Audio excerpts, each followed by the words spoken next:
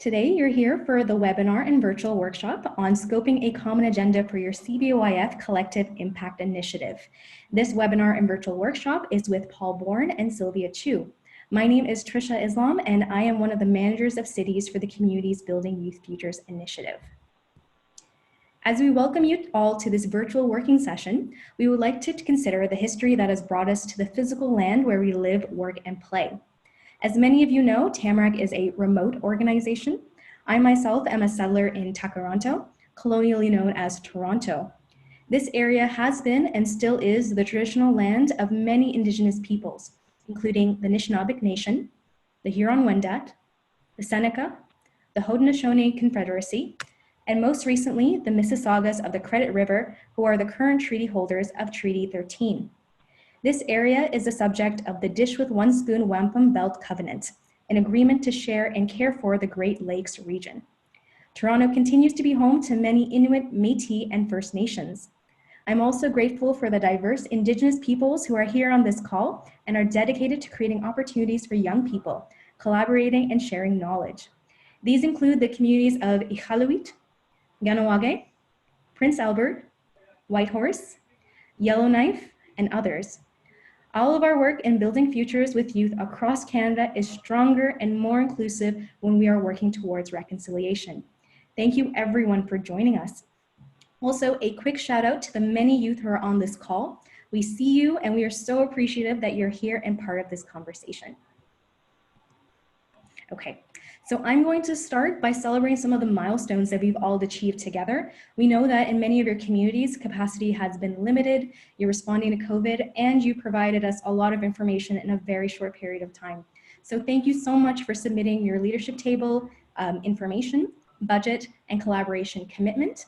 Many communities have also submitted applications for the Community Innovation Fund, which is great, and you will hear back from us soon. Tamarack at this point has sent collaboration agreements to all communities. So for those of you who haven't sent it back yet, please review and sign with your leadership table and send it back to us. Right now we're at the virtual working session on scoping a common agenda. And then after this session, you can expect funds will be dispersed within the next couple of weeks. And then between July to September, we're hoping that you'll start hiring staff for your CBOIF initiative, and you'll be receiving one-on-one intensive, in-depth Tamarack coaching to develop your CBOIF common agenda. More details to come later on in this presentation. So we'll dive right into it. So the virtual working session goals are as follows. So firstly, we're hoping that we can provide an overview of the process so that you can develop a common agenda for your CBOIF initiative. Secondly, we'll be introducing some tools and resources so that you can assess your community context and have a starting point. Thirdly, we'll give you an opportunity to discuss your next steps to develop the common agenda for your CBOIF initiative. And then lastly, you'll have an opportunity to learn from and share insights with leaders from other communities. So lots of exciting stuff happening today. So enough from me, I'd love to introduce Sylvia Chu. So for those of you who don't know, Sylvia is passionate about community change and what becomes possible when residents and various sector leaders share an aspirational vision for their future. Sylvia believes that when the assets of residents and community are recognized and connected, they become powerful drivers of community change. Sylvia is an internationally recognized community builder and trainer, and over the past 5 years, much of her work has focused on building awareness and capacity in the areas of collective impact and community engagement throughout North America. So over to you, Sylvia. Thank you so much, Trisha. Welcome, everyone. It's so lovely to see the numbers scrolling at the bottom of my screen as more and more of you are chiming in. So I want to kick things off by just re-grounding us all, because I know some folks are newer, and it never hurts to sort of be re-grounded in the collective impact framework, which is the framework that we're asking all the CBOIF communities to use in thinking about developing your local action plan. So if we can go to the next slide, Trisha, that would be great. So again, just want to emphasize, collective impact is a very disciplined form of multi-sector collaboration. And I think that's, for me, what makes it quite unique. And it makes it a framework that is particularly valuable when the issues that you're trying to address aren't neatly and tidily fitted within a particular sector or a particular issue. but in fact are interconnected. And what we know about collective impact is that done well, it creates conditions for large-scale lasting change and impact on a number of complex issues. So if we can jump to the next slide. The grounding in the framework involves 3 preconditions and 5 conditions, and so these are the 3 conditions. In many ways, both in pulling together your original virtual community, the initial meetings to learn about CBYF opportunity, and also in the formation of your own leadership tables, you've really begun to build out and confirm the influential champions that you're going to lean in on and include in developing your collective impact response. That's fantastic. And it's not static. You know, you will always find new leaders to engage, and that's perfectly normal throughout this process. And then also in celebrating the milestones, I want to just point out that, you know, one of the things that's really exciting about this as a national initiative is that it comes with some very dedicated financial resources and other sort of learning resources to really accelerate the work of collective impact in your communities. And so that of the 3 conditions, that second condition is also really well taken care of. And so really today, one of the things we're going to be talking about is the 3rd condition here around urgency. And what we're looking at and thinking about is how do we begin to build a community-wide sense of urgency around this issue about addressing the needs of underrepresented youth. And it sounds very jargony, but how do you make it be something that people across your community feel that they want to take action on and that touches their heads as well as their hearts? And that's the beginning of the work of building your common agenda. So if we can go to the next slide. So collective impact has the 3 preconditions we just reviewed, and the essence of the framework includes 5 conditions, which we have gone over in the past. Couple things I will say, though we are going to focus predominantly on the common agenda condition today, it's important to remember that these 5 conditions work well when they're all kind of moving along roughly in step. So keeping an eye on and thinking about all 5 is an important piece of the work of leaders of a local collective impact project. So you don't get to cherry pick and say, well, we're going to work on 2, but we'll leave the other 3 for now. No, it's really important that you kind of think about building out a foundation that touches on all of these 5 conditions. But let's take a deeper dive specifically into the common agenda, if we can, by going to the next slide. So a common agenda, what is it? Well, first and foremost, yes, it's going to be the shared vision for change that you begin to develop with input from across diverse leaders and perspectives in your community. It reflects a common understanding of the issue and or issues that you intend to address, as well as, so beyond that aspirational vision that will touch people's heads and hearts, it's also the bare bones of the plan that you, as a diverse network of leaders from different perspectives, have committed to in terms of how you're going to move from where we are today to make that vision that you're holding together a reality. And then also is mindful about speaking to the principles and values about how you intend to work together. I think for me, the best definition of collective impact as an initiative is a co-created innovation space. So you've brought these diverse leaders together, and they are the starting point of, you know, creating a community-wide innovation space where we're really going to dive deeply into the barriers that are getting in the way for young people who want to succeed in the community, and beginning to then create a shared plan of action for how you can address that reality. Okay, on to the next slide. For me, I think when you're thinking about the common agenda, it's useful to think about it as really having 3 purposes. So first and foremost, you want your common agenda to be a result. You want to have engaged people in getting their fingerprints on your early thinking, so much so that when we present forward our plan of action and our common agenda's aspiration, people across the community are nodding their heads and they're going, yep, I feel like I've been able to contribute to this. I understand what they're doing, and it does reflect the input and insight that I shared.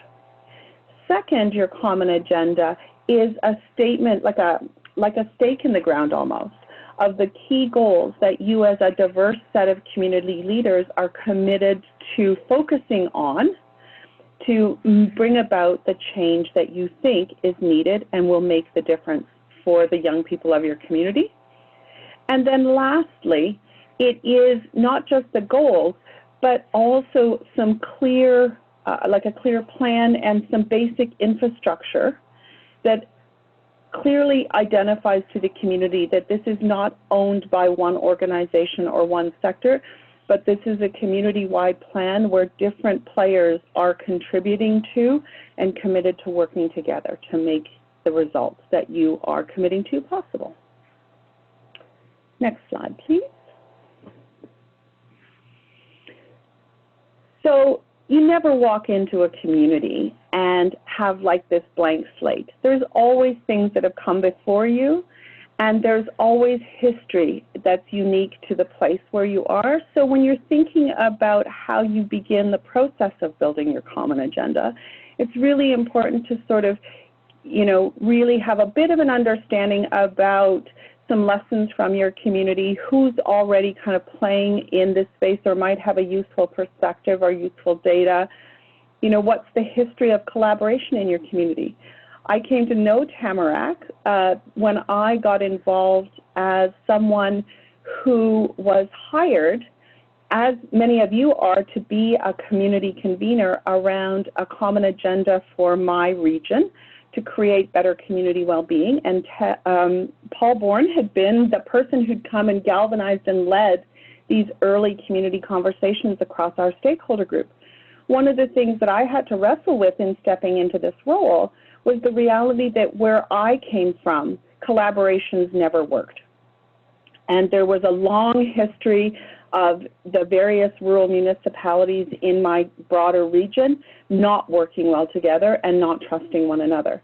And so part of the challenge in building a common agenda for this work was also very much about changing that story in my community, in my region, that in fact there are certain things that can only be achieved through collaboration, and really celebrating the power of collaboration. And I think that's really an important piece for you to be aware of and to mine your own wisdom around, because it helps you to design a plan that's going to work for the uniqueness of your community.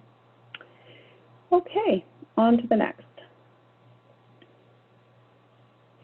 I think for me, as I said earlier, it's useful to think about this collective impact initiative not as an organization, but as a co-created innovation space where the different leaders who wouldn't normally get a chance to work together have this chance to come together and step back from the day-to-day grinds that they're involved in and really begin to imagine what else and what more might be needed to create better conditions for young people to succeed.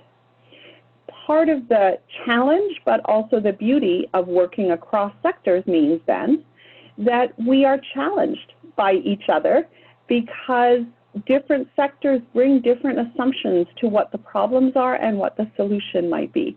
And we're often blind to seeing a perspective different from our own. But when we bring different players together and we really, really take the time to ironically slow down and listen to the realities that are emerging around this issue for different people, we really then have a chance to see ourselves with fresh eyes and consider what changes that we can make within our own traditional approaches that might make a huge difference in addressing some of the issues that show up. But it's challenging to build that kind of vulnerability between and amongst each other. And so the challenge, I think, for all of us is how can we, through this process of engaging diverse perspectives to inform a common agenda, really invite ourselves not to be defensive, but to question what else might be possible or what would we let go of in order to create the kind of difference that we're hungry, all of us, to see happen in our community. On to the next slide, please. So thank you to those of you who did take some time to just fill out this snapshot. I know that what we asked you to do was just to capture what you knew for sure right now. And for me, the importance of this is to not shy away from your own knowing and your own expertise about this issue. So as we talk about engaging others and getting their input, that's important, yes, but don't let go of the wisdom, the knowing that you already have individually, and make the time as a leadership table to begin to uncover that for each other. So for those of you that had taken some time to kind of note down what you know you have in place or what you're beginning to think about, I wondered if there were specific questions or insights that you had around creating your common agenda that you might want to put out there in the chat box. I'm going to give you a couple minutes just to maybe reflect on that and invite you to type right into the chat box if there are questions or insights you have that you think might be helpful to think about as we dive into this work of building your common agenda.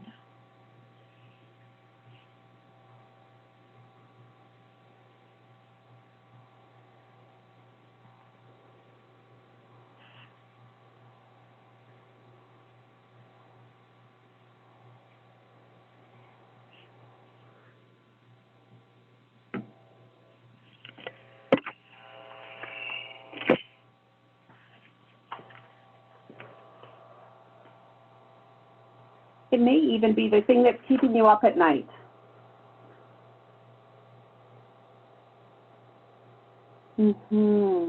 Great question from Miranda, thank you. How do we honor all the voices and perspectives, but still kind of come across as a cohesive group? Great question.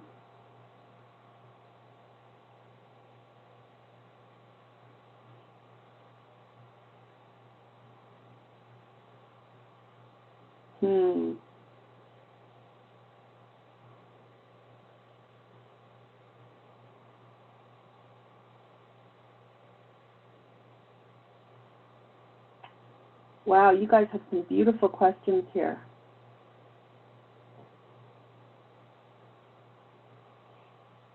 Lots of stuff around engaging the voice of youth, and in particular, the youth that we would consider to be most at risk. And how do we create a safe enough space for them to be honest with us? Balancing that role of disruption and of the status quo with the importance of recognizing that there's not one answer, there's a multiplicity of answers involved.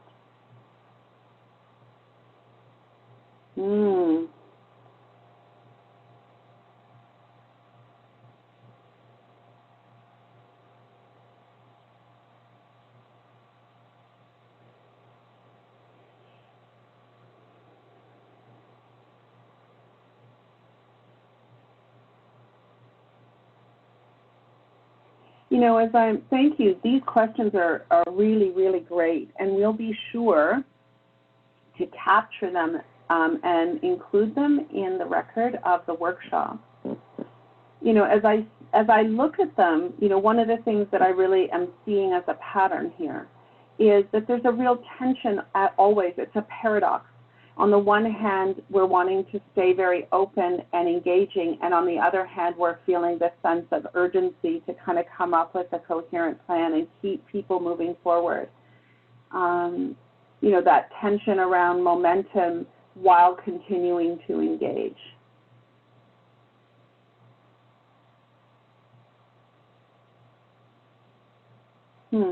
Beautiful. Well, let's keep these questions alive then as we move forward from here. What I'd like to do now is turn it over to Paul Bourne, the co-CEO of Tamarack, and an expert in the field of collective impact before it even was recognized as a field. What I think I value most is the vast experience you have from an array of different communities, Paul, around what this messy work can really look like on the ground. And I'm happy to invite you to join us and share that wisdom as we go off to do this work. That's great. Thank you so much, Sylvia, for giving us that good grounding in the common agenda. Just so wonderful to see all of you. I know many of us met already. Wow, it feels like years ago, huh? But it was months ago before all this craziness happened and changed everything. And yet you've persevered, all of you. And you're the heroes here, trying to pull forward something that's going to really help your community in the long run. I think in some ways, you know, these short-term times, you know, COVID, I'm hoping, you know, it's just short-term, and that in the long run, we're going to find our way through. And I think the fact that you're here is part of the hope for the future. And so it's beautiful. I also want to thank Natalie, Kimber, and Trisha, who have been doing an amazing job supporting you. It's a very complicated project. You know, here we are working across the country in 13 communities, and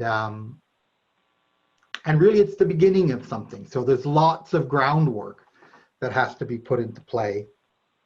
I'm also deeply appreciative to Liz Weaver, who really envisioned this idea with the federal government. And if it wasn't for her, none of us would be here. And I'm also really appreciative of Lisa and Pamela and Sylvia, who are your primary coaches and supporting you through this journey. I kind of like to say we got 5 years, right? Well, maybe 4 years. I guess 4 years now to do what we want to do. And most importantly, we want to support 5,000 young people to be re-engaged and to have better lives. I'm pretty excited about that. That just seems remarkable in so many ways. Imagine, huh? 5,000 young people who today are sort of feeling a sense that there isn't hope. And 4 years from now, that will change. And if our track record has anything to do with it, we at one point, we started a project on poverty reduction, and we wanted to help 5,000 families move out of poverty, and we helped 202,000 families move out of poverty. And that's where we learned about collective impact in approach. You know, back then, we had just won the United Nations top 40 projects in the world. You know, on the one hand, we were feeling pretty proud of ourselves, but on the other hand, we were kind of shaking our heads and saying, look, poverty is up. How do you actually become one of the best when you aren't achieving your result? And what we came to understand was that it was much more important that the whole community was engaged. That's really what created the change.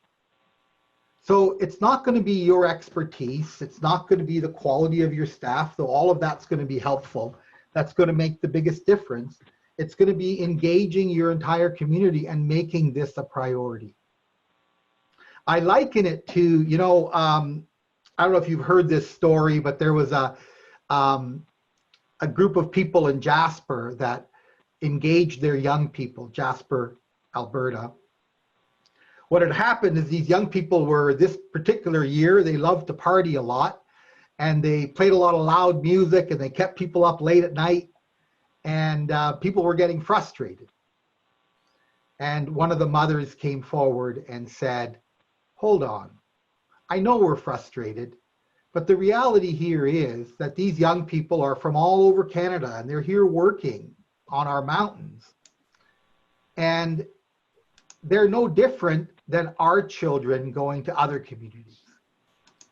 And the whole community embraced the idea that these are our children.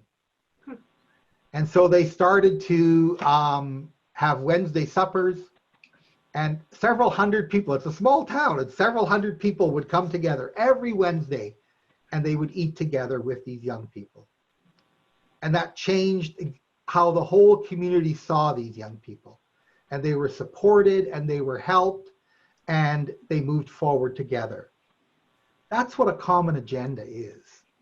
So as technical as all this work is, and it's important for you to understand the technical considerations, in its simplicity, it's about your community really believing in your young people, wanting them to succeed, wanting them to stay, wanting to invest in them, wanting to help them, and to see the best in them.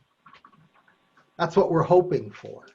And that's what we think is going to create the largest result. So congratulations to all of you in this work. I want to tell you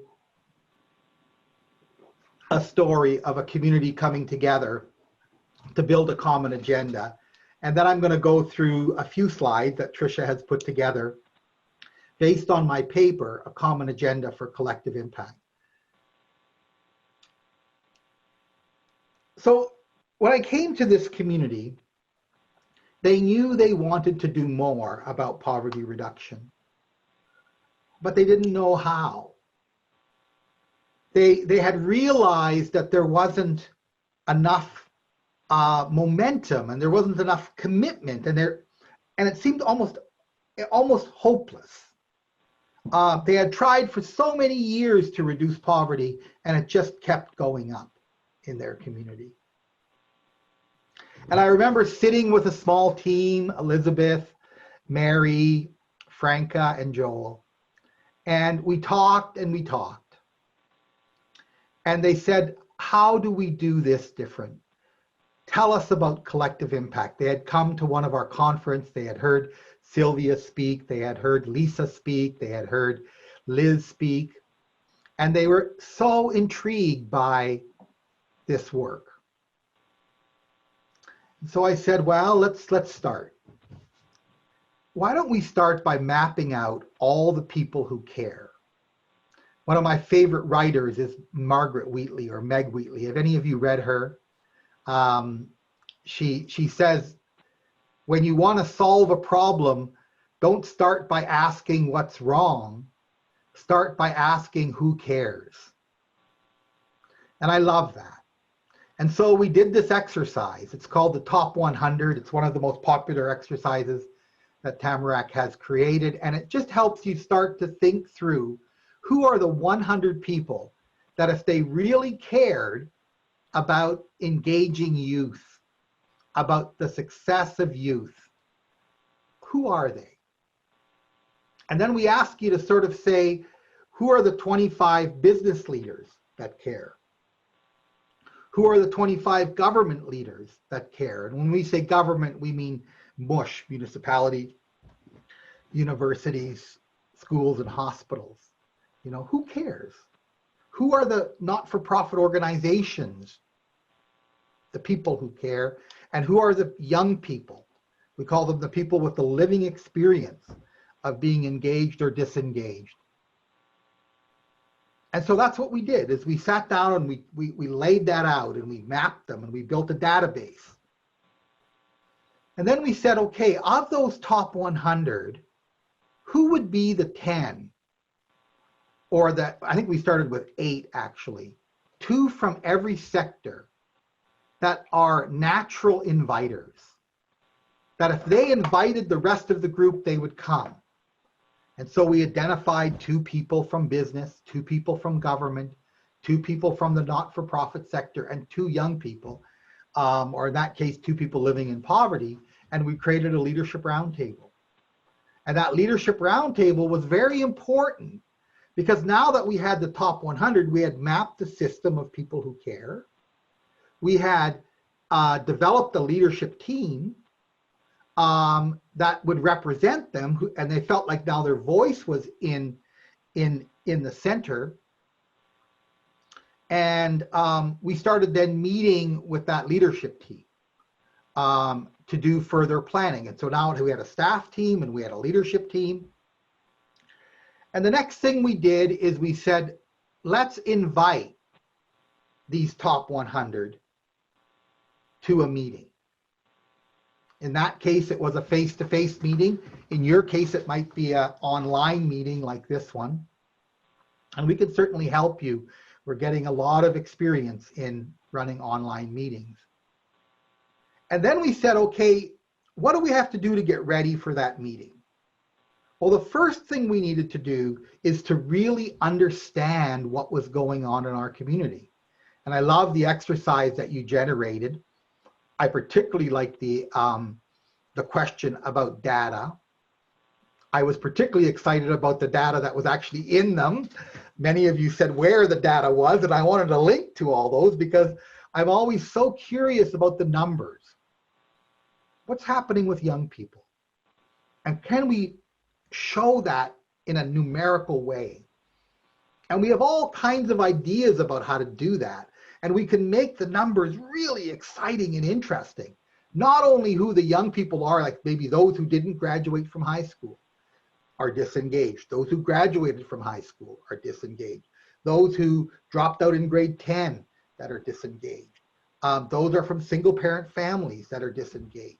You know, we start to look, those who have no job experience, those who are part-time job experience. You know, we start to look for any kind of data that helps us to describe who these young people are. And we need to present that to our members, which are now the top 100 that we've identified.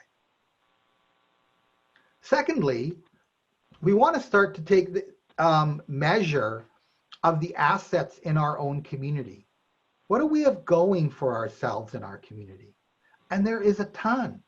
There are great organizations. There are all kinds of activities that can take place. There are employers that care. So we start to map out all those things that are going to help us re-engage youth. There are schools, there are post-secondary education, there's online, there's all kinds of things that we can use, and we want to map those and get really energized and share that with our top 100. So it's not only the plight of the young people, you know, their status, but also what we have going for ourselves in the community. And then the third thing I encourage them to do is to find 2 or 3 other communities that they really wanted to partner with, that were similar to them, so they could learn rapidly. And I know that our team is there to facilitate that for you as well. And so they ended up getting excited by this and invited 127 people to come to their top 100 meeting. They were invited by 4 people, 1 from every sector. And guess how many showed up? 118 said yes. And it wasn't a 1-hour meeting. It was an entire evening and an entire day. And when I first told them that that's the kind of meeting we were looking for, they said, nobody's going to come. In the letter that we sent out of invitation, we had actually said to people that if you can't come to the whole thing and could only come for a few hours, that's okay. There will be meetings in the future, but you don't need to come to this one. If you want to send someone on your behalf, that's okay. There will be future meetings. They're not invited to this one. You're invited. 118 out of 127 came. And what a time we had. When they arrived, members of the Leadership Roundtable welcomed them. They presented very short, 15 minutes each, their data presentation. And people were so engaged. They were so excited that someone had done all this work to gather the data about what they were working on. Then they did the assets presentation, and I remember it was the Chamber of Commerce who actually did it. And that was a thrill because people were going, I thought we were here to talk about poverty. Why are we talking about all the good things that we could have? And then we just said, because when we think about all the people that are doing well in our community, and we bring all those assets together to help those who are struggling, it looks like a much smaller problem. See where I'm going with that? You know, if we can bring together all these amazing people, all these amazing assets and resources, the problem of young people being disengaged is a very small problem in comparison. But we need to get people committed and hopeful.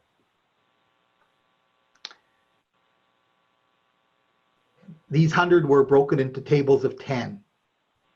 At each table, there were 2 people from business, 2 people from government, 2 people from the voluntary sector, 2 people with lived experience. In that case, people living in poverty. In your case, it would be young people. And they had a dialogue. The first question that they answered was, what's happening now? So essentially, everybody around that table had a story. And they all saw the story of disengaged youth, or in that case, poverty, in a different way. And it was amazing to hear their story as they went around the table. The second question, each question took about an hour to an hour and a half, was, what's the change we want to see? So the business people had a very different understanding of the change they wanted to see versus maybe the educators, versus the young people. But the dialogue between the different sectors helped them understand that there were many perspectives and all of them were valid and important. They were starting to get to a common agenda because they were understanding each other. And that was what was so unique. Then to the last question. What's the change we want to see? What can we do together? Right? So first question is, what's happening now? What's the change we want to see? The third question is, what can we do together? And that had maybe 3 or 4 different elements and lasted for a better part of a half day as we started to gather ideas of the kind of projects and ideas that people were interested in helping to implement. And I always say, if you have an idea and you try to convince someone of that idea, it's going to be a lot of work. But if you help someone give you an idea that is theirs and they own it, and then ask for their help to implement it, it's not that hard to sell because they already brought the idea. And so that's what we did, is we gathered all the ideas, we grouped them, we shared who they were, and then we ended the day by handing out commitment forms that had all kinds of, simple questions on them about how they wanted to be involved going forward. And guess what? 80% of the people who were at that event filled out a commitment form and committed to volunteer to help us implement our project going forward. We were thrilled. And when they were starting to thank all of us who were involved that day, there was an immediate sense of energy and a standing ovation occurred. Not for me and for the facilitators, but for themselves.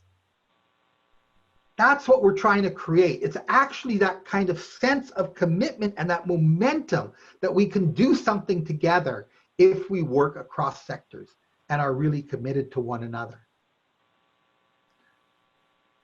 Well, our team was ecstatic and thought, okay, let's write the plan. And I said, hold on, we're not ready to write the plan. The plan has to write itself. So we committed to a whole year of, number one, we would develop a listening team. And we would go out into the community and really listen and learn from our members and from young people in particular, and from people living in poverty in the case of that community. Because we felt that if we knew what to do, we'd probably already be doing it. So we were on a discovery, and 40 people joined that listening team. And we went to schools, and we went to neighborhoods, and we went to people's homes. We went all over to hear the stories and to really understand what was going on. Of course, we kept the data team going to keep understanding from that perspective and from really helping the community learn how to use data to make better decisions and to create a shared measurement.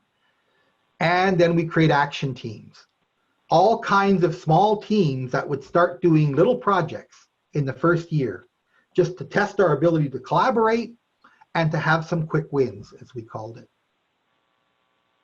It was an exciting time. We call that the emergent year. And it's a really important part of the collective impact process and a really important part of the common agenda. Because a common agenda isn't just about a plan. A common agenda is a common commitment. It's like Jasper believing and being committed in its young people and believing that these noisy partiers were actually an asset and were important to the community, and that they were going to reach out and befriend them and wish them the best rather than have an antagonistic relationship with them and causing that to occur. So by the end of that year, we had built an amazing momentum, built a huge commitment from people, and we learned so much together and ultimately created a plan. But the plan, it wasn't a plan for the plan itself. The plan was actually a common agenda. And I remember when we launched the plan at the launch meeting, it felt like a revival. People held up the plan and they said, who's behind this plan? An organization and person after person, over 200 people in the room, stood up and said, we are, and named their organization. And they all signed on. And guess what? 2 years later, 25,000 people had moved out of poverty. They replicated that in the next 2 years. So this community has now generated the lowest level of poverty in its history. For the first time in 30 years, it had reduced poverty. And the community is excited and thrilled, and literally people around the country are going to study what happened there. That can be your community if you take the time to truly build a common agenda, to build that deep commitment across sectors, to look young people in the eye and say, we need your help, to go to your business leaders and say, we need your help, to go to your government leaders and say, we need your help. Our young people are not only important, they are important to our future. They're important to you. They are our future. And we want them to succeed. And we as a community need to be committed to their success. That's my hope for you, that in this next year, you're going to build this amazing common agenda, that you're going to have incredible support from your community, and that it's not just going to be another program, but you're going to be part of transforming your community to be one that really cares about the future. And any community that cares about their future cares about its young people. There's a lot of step-by-step in the slides that Tricia has provided, but I see I've run out of time. But I'm open to any questions. Sylvia, do I have a few time for some questions, or have any questions come in? Thank you all so much for listening to my story. So if there are new questions that you want a little bit more on, we do have a couple minutes if you want to sort of type them in. But I do think, and I just want to put in a plug, Paul, for your 5-step paper on creating a common agenda, because I think the story that you've told has really brought it to life, that you could really see a recap already summarized of this and really think about how you want to sort of take that wisdom and bring it to life in your community for sure. But if there are questions, I think we can take a minute or two. Or just comments either as well. You can go off mute and share your thoughts. Beautiful, great idea. And I do know that, yes, we will make sure, because someone has asked, that you will get copies of all the slides so you can review this in more depth as well. If you didn't get a chance to jot everything down, know that you'll have those slides and that'll help you recap things. I've been looking at as many of you as I could, but I was particularly looking at Tyler and Robert. Robert, L-E-E-S, and Tyler Colbo. That's all I got. I don't have your full name. Anyway, you guys were real inspirations. You kept smiling and nodding, so I kept going. Okay. Anyone comment or question? We have a few moments.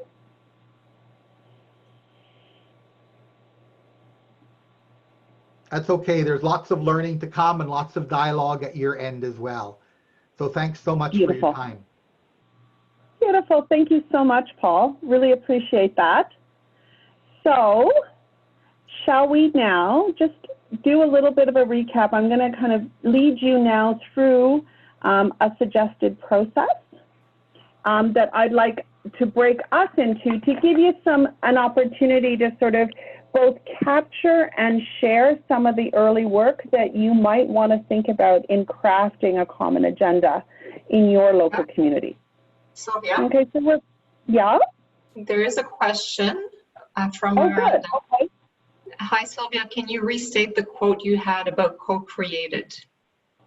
Oh, yes, and I will absolutely type it in as well.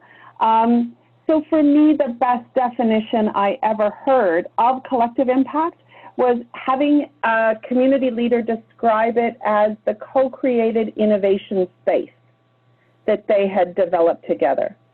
And she kind of explained it this way. She said, listen, we as community agencies that work on this issue all the time, 90% of our energy, time, and attention is focused on implementing and delivering the programs and services that we are funded to deliver.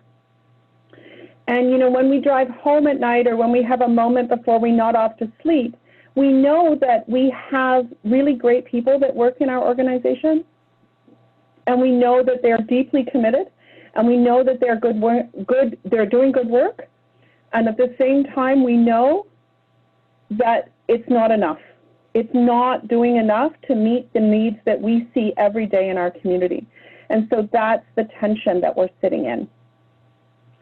And what's beautiful, she said, about the collective impact leadership table and process that we created was it became the place where the different leaders who were 90% of the time focused on their organization and their programs and services actually had a chance to come together and step back from that day-to-day and really look down collectively and say, what else, what more, what if we did these things?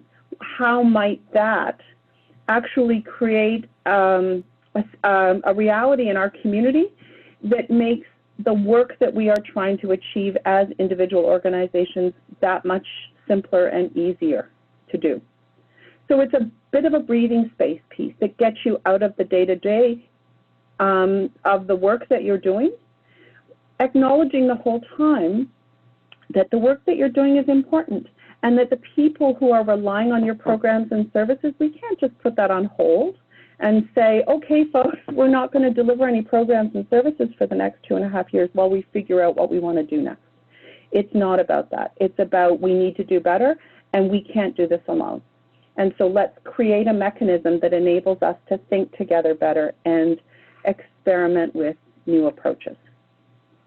Hope that helps. Okay, so let's just sort of reground. Remember from Paul's story and the 5 steps, imagine that your common agenda is both a product that eventually you will develop or produce or be able to share with people that describes and explains what it is that you and your partners are committed to doing together. But as you heard through his story, it's also very much a process, right?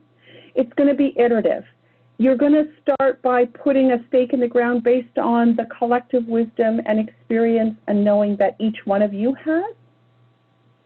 But then you'll also not want to get too attached to it because you'll also want to get it out into the hands of all kinds of other people as well, and know that their input and their insights will invite you to reshape and tighten and clarify this work. And that a couple of really important grounding points as you start.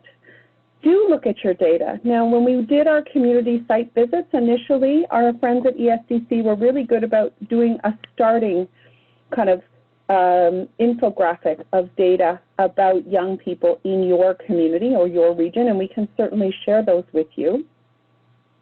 But I remember from the community visits that I was on, that infographic actually started a really rich conversation in your own communities about data that was missing, or data that you wish you had, or data that you did have that should be part of this. And so I think that's a really important thing. How do we pull together what we do have and what we do know? And then just some wisdom about don't let perfection be the enemy of the good. You want to get a good enough vision that you can get it out there and use it to engage other people in helping to think about stuff and get their fingerprints on it, because as Paul said, that's how they begin to own the idea too, and that's a really critical part of what needs to happen. And then the third piece that's important to think about is a lot of the early wins come from chunking and linking stuff that we already may have in place. So a good project or a good initiative that's working in one part of the community, you know, might actually just benefit from being scaled in the entire community.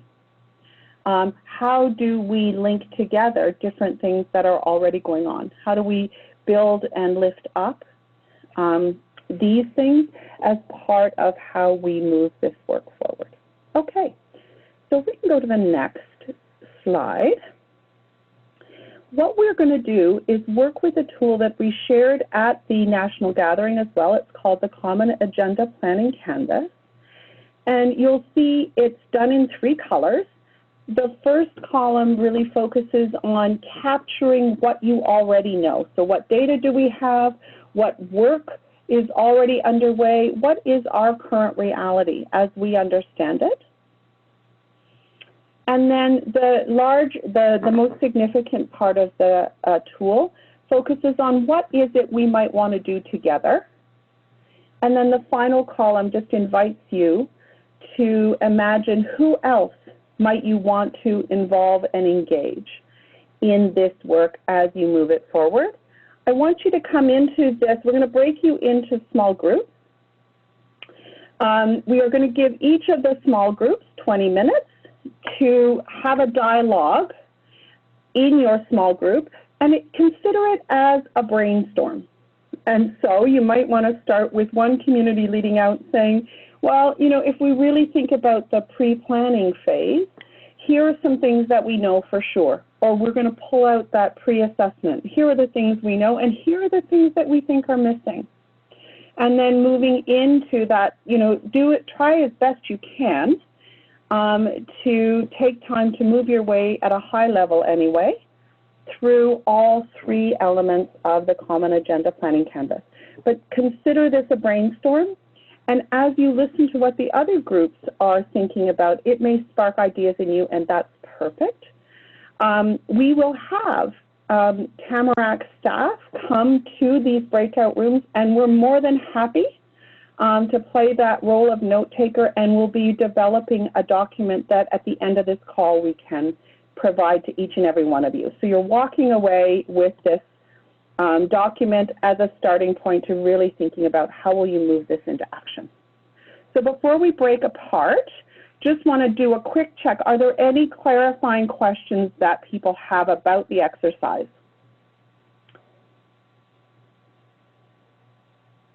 Feel pretty clear?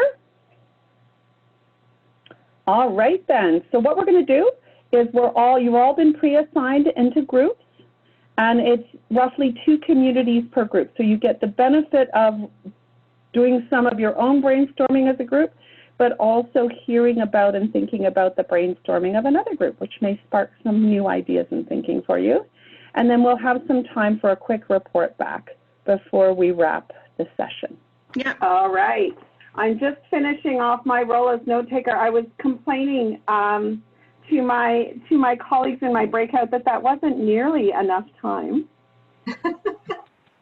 I don't know if others had that experience, but wondered if maybe we can start with group one, sort of what ahas emerged, anything that you have kind of, any new ahas or opportunities that got identified.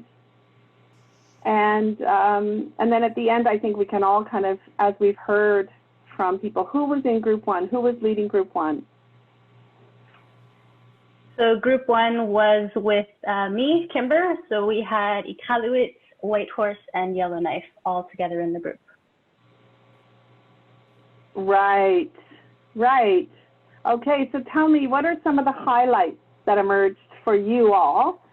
Maybe we can unmute people in that group, because it might just be through the conversation, through the working through the process, some things that really hit you, or some opportunities. Anybody? Team, I'll go shorter on this one, but one thing that struck out to me was one of the last pieces that was shared, and just helping this initiative and the collective impact process become a common youth agenda and not something that's for youth at risk or youth over here, and helping all youth see that it's for them and it's theirs to own, and bringing them all together so that all are motivated to participate and inspired and see this as their project. I just wanted to sort of follow up on Diane's last statement about how do we assist to the individual becoming successful. And Diane, you'd said something about how do I get them to the success that I imagine. And I wanted to say, and then the room timed out, that if we think of it as the success they imagine, we're closer. That we have to find a way, and government struggles mightily with this. We have to find a way to allow the person we're trying to help to define success on their terms. And as soon as we define success and then build a program around that success, we're going to miss people that don't meet our definition of success. And that's where we get high school completion is a success, gets a job is success, has a good job, is self-sufficient, is labor market self-sufficient. These are where all that jargon comes from, because we define them and then we reach out with that program to try and assist. And anybody who doesn't define success as has a job, is self-sufficient, finished school, says that program's not for me, and we don't even get them in the room. So we have to find a way to allow success to be defined by the very people we're trying to help.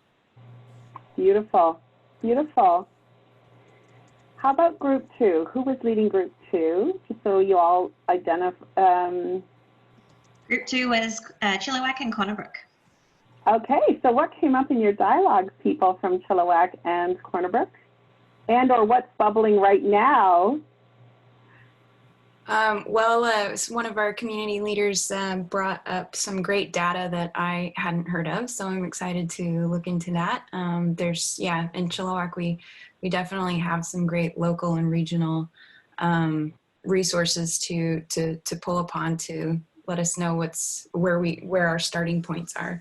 And I didn't really get to say this in the meeting, but I'm just very happy to see the powerful voices even in our room that are youth with lived experience. So, if we're to follow up on Anton's point, fantastic opportunity to have people leading the way with those voices and with that lived experience. Oh, Marielle, thank you very much. How about group three? Who did we hear from? Who was there? What two communities was that? The two communities were Digby and Grand Pré, I believe. And so during our group discussion, we realized how similar a lot of our communities are, especially in terms of kind of the issue of transportation and geographically. That was something that had come up a lot too. Our group talked about things around connection and growth and relationship forming, but also relationship forming with partners as well, and kind of being able to rely on partners in terms of data and in terms of relationship building. And yeah, so those were some of the main things that were coming up. And also we talked a little bit about some data that we have and also some areas that we also need to look at in terms of data. And I'll open up to the rest of the group in case I missed anything. How about group 4, which was with me, so which is Portage la Prairie and Sudbury. What kind of emerged for you? Anyone, just go ahead and chime in. I was just going to say my bubbling came from, I think it's Anton when he stated that success is not what is what they imagine and not what we define. I was just like, woo, there's my aha moment. No offense to my group. I wrote that and highlighted it and it's bolded. So you should really put that on a t-shirt. But in the group itself, I think what's emerging or bubbling for me is that we still haven't really massaged out our kind of target for the initiative. For us, it's like all youth, and then I'm thinking, wow, is that too big? It's too far reaching that we have this whole geographical concern in the north, and now we're all like, let's do all youth. So that's percolating. It's not a defined thought. It's more just, oh my heavens, we still have some work to do. That for me, anyways, out of that group. I have to say, Lindsay's comment sparked something very similar for me because we were just starting to kind of catch the note about how do we define, that paradox around like, are there starting places of most vulnerable youth that we can at least keep this manageable as we put the wheels on it. And then, and then Miranda was saying, yeah, but what age span should we be looking at? Like, should it be bigger or smaller? And then Lindsay goes, well, it should be all youth. And we're going, ah! Which is what's so beautiful and challenging about this work. All right, let's hear from our final group. That's me. With Madeline? Tricia, yeah. Yeah, that's with Chatham-Kent and Prince Albert. Juliana, I know that we were asking you to speak, but you don't have to if you don't want to. So I can do it. Go ahead. So we talked about youth, like homelessness in youth, youth dropping out of school, trying to keep youth engaged and in school, acknowledging that there is a drug and crime problem in Prince Albert, and possibly talking with people who have completed like wellness projects, and then also trying to have a place or something that can help non-Indigenous people of Prince Albert also feel accepted and like they belong as well, because there's quite a divide between like the races in the city. And